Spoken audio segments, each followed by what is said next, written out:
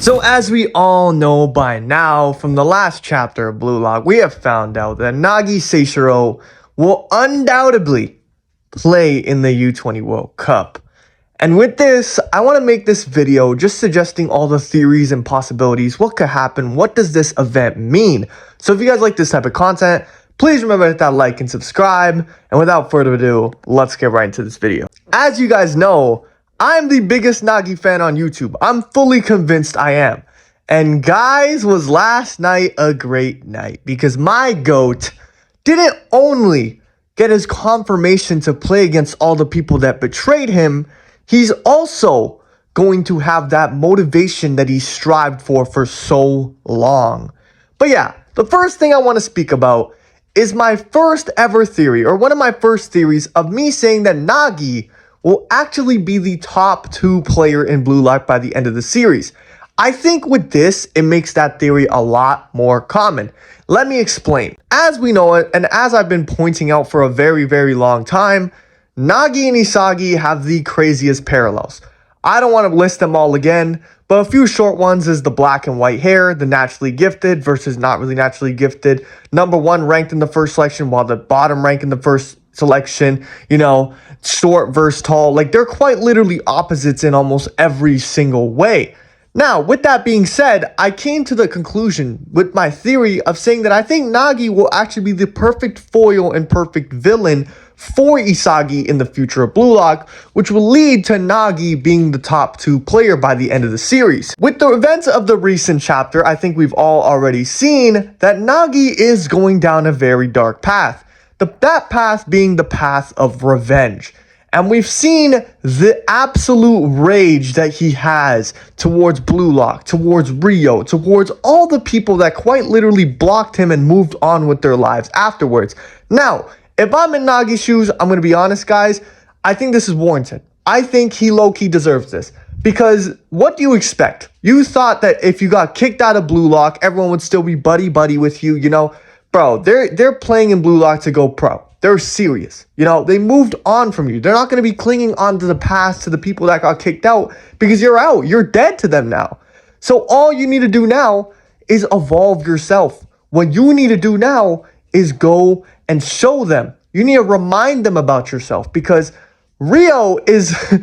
When I found out that Rio completely blocked Nagi, it really did hit a soft spot in my chest where I was like, yo, out of all the people in Blue Lock, I thought that Rio would be one of the only people that would actually fuck with Nagi. Like, they would mess with Nagi even after, and maybe he would even buy Nagi some shit when he goes professional. But even Rio, Kaneshiro made it a whole mission in this chapter to make it seem that even Rio was the guy who abandons Nagi, which really cuts deep. And I feel like this is the perfect motivation that Nagi can turn evil, turn to the dark side. He's emotionally vulnerable right now. He's desperate. And right when he's desperate, Baratsuda took his chance, and now he's about to turn Nagi into an absolute demon. But with this development, there's a couple, questions that come into my mind. As we know, Kira. Kira was the jewel of Japanese soccer, right? Or that's what he was called. What happened to him? You know, he was knocked out in the first episode. He also shares a couple similarities with Nagi, you know, both being white hair, you know, both losing their ego, or Kira didn't really have one. But yeah, you know, they both have some similarities with the way their arcs went. Kira with Isagi and Nagi mainly with Rio and the rest of Blue Lock right now. So I'm just wondering, if Baratsuda knew about Kira, what if Kira is also on this hypothetical team that Baratsuda is going to place him on in the U20 World Cup? It would be very cool, guys, to see a team of just people who, well, not people who all the people got kicked out of Blue Lock, but I'm talking about just Nagi and Kira, those 2 people along a super team in the U20 World Cup, which Baratsuda just fixes somehow. He's able to do this, and they end up playing Blue Lock in the finals of the U20 World Cup, or the semifinals of the U20 World Cup. I think that would be an amazing match, guys. Guys, I think what Blue Lock has lacked a lot recently is that extra stake. We know in the NEL, you know, there was stakes, but we always knew that the main guys, except for Nagi, would always stay on top. They would always stay inside the top 24 or 23. which means that the guys that are going to get kicked out, you don't really care about. So there wasn't much stakes going into these games. It's just cool to see these players evolve.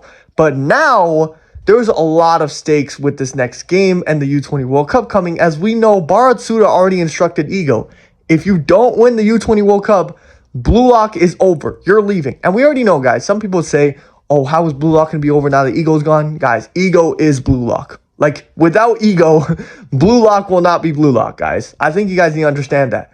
Who the hell is going to take in charge? Henri? Come on. They need Ego in that project. And since Ego is not going to be in it if they lose, I think Blue Lock itself would be disbanded. And what a perfect way to destroy Blue Lock than with people who have a personal grudge against Blue Lock in the organization and Ego and some of the players in it as well. Another thing I'd like to mention is the whole Nagi character arc that we've been seeing throughout the series. Nagi, when we first see him, completely lacks all sense of motivation.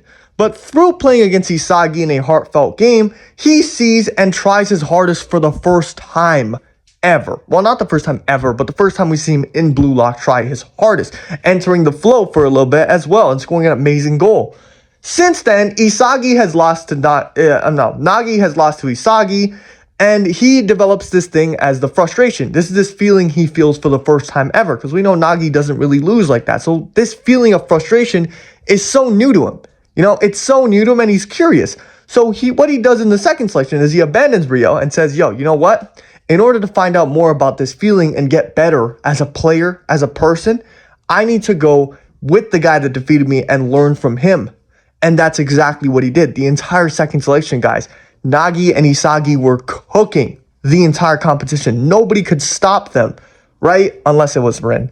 But either way, basically nobody could stop the two of them. They were unstoppable as a duo. And then we move on to U20 as Nagi is the person to get the first goal in the U20, while Isagi is the person to get the last goal in the U20. But there's a thing that happens a little bit before that, as when Isagi's team loses to Rin's team and Isagi gets chosen and moves forward while Nagi and the rest of them fall back down to hell, Nagi declares to Isagi that, yeah, you may be moving forward, we may be teammates, but he has a new motivation that he wants to defeat Isagi now. He wants to defeat him.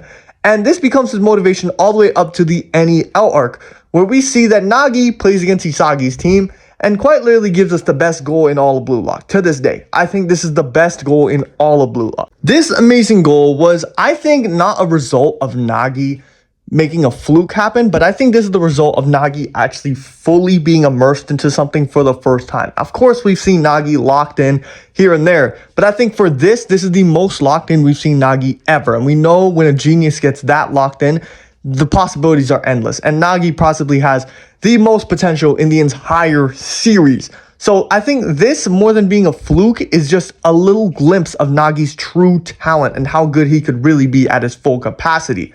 That being said, after this goal, Nagi comes under the impression that he's already defeated Isagi. And now his newfound motivation and all this stuff he's been developing throughout the series ends up disappearing. He quite literally loses his ego, loses his motivation, and becomes satisfied from this. You know, he becomes satisfied from just defeating Isagi, and this ultimately leads to Nagi being kicked out of Blue Lock. The next couple of games, yeah, we already know he gets destroyed, but I don't need to go too deep into that. After getting kicked out to Blue Lock, Nagi basically goes through the 5 stages of grief, you know, denial, anger, bargaining, you know, depression, and acceptance. You know, basically he goes through these stages. And we see how Nagi comes to the realization that, bro, Blue Lock was actually really fun. Like, he only realizes what he lost as soon as he loses it. So now, Nagi's desperate to get back in Blue Lock. He's like, you know what, I'll do anything. Please let me get back in. I didn't realize what I lost until I really lost it. Please, sorry, I'm sorry. Nagi tries getting back in, and he literally camps outside the Blue Lock facility. But it's to no avail. Blue Lock is a brutal place, and once you get kicked out, you don't just get offered back in if you beg enough. You know, that's just not how the real world works either. So, with everything lost, Nagi says, okay, let me turn to my final option. The friends and people I made at Blue Lock. These are the people that, you know, stayed beside me, fought alongside me. We've been through the same things. They should be able to understand. But as soon as he texts his best friend, Rio, he's blocked. And I don't think he's only blocked by Rio. I think he's blocked by literally every single blue lock contact he's ever had.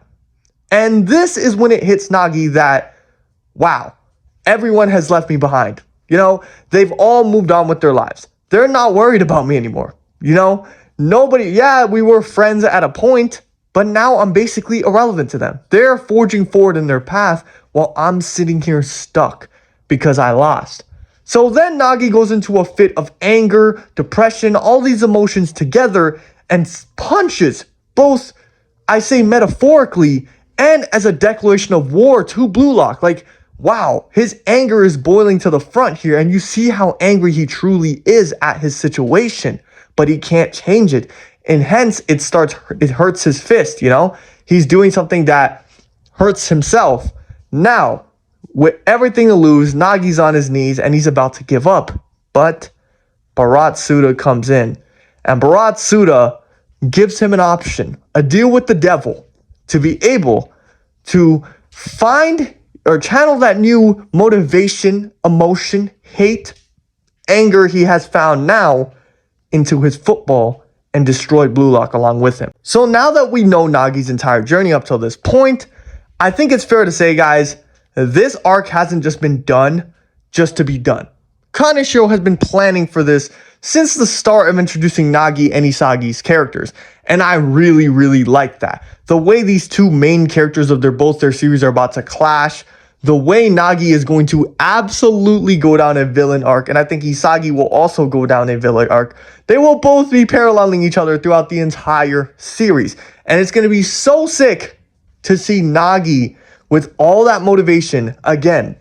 The first time we see Nagi with 100% capacity motivation, he did the 5-stage revolver. So imagine if he can channel that like times 10 with the anger, hatred he has now. Imagine, just imagine how good Nagi Seishiro will be as a player. He'll be unstoppable, guys. He will be quite literally unstoppable. And it's going to be very bad for Blue Lock if an unstoppable Nagi comes to play against them. And the final thing I want to speak to about this video is the dark future path that Blue Lock is heading down. Now that the U20 World Cup is coming in, we're going to meet a lot of new egoists, a lot of new great players, and I think that our players are going to start to get even more extreme. We only seen the preview of this in the NEL where Isagi is going down a very, very dark path, being able to lead people into his delusions, using people for his own game, and I feel like not only Isagi, but also Nagi will be going down that same path. Instead, he'll be using his hatred, anger to absolutely destroy and humiliate people's careers. It's going to be amazing to see, guys. It's just going to be so sick. The battles we're going to get of Nagi versus Baro. Nagi finally getting his get back on Rin.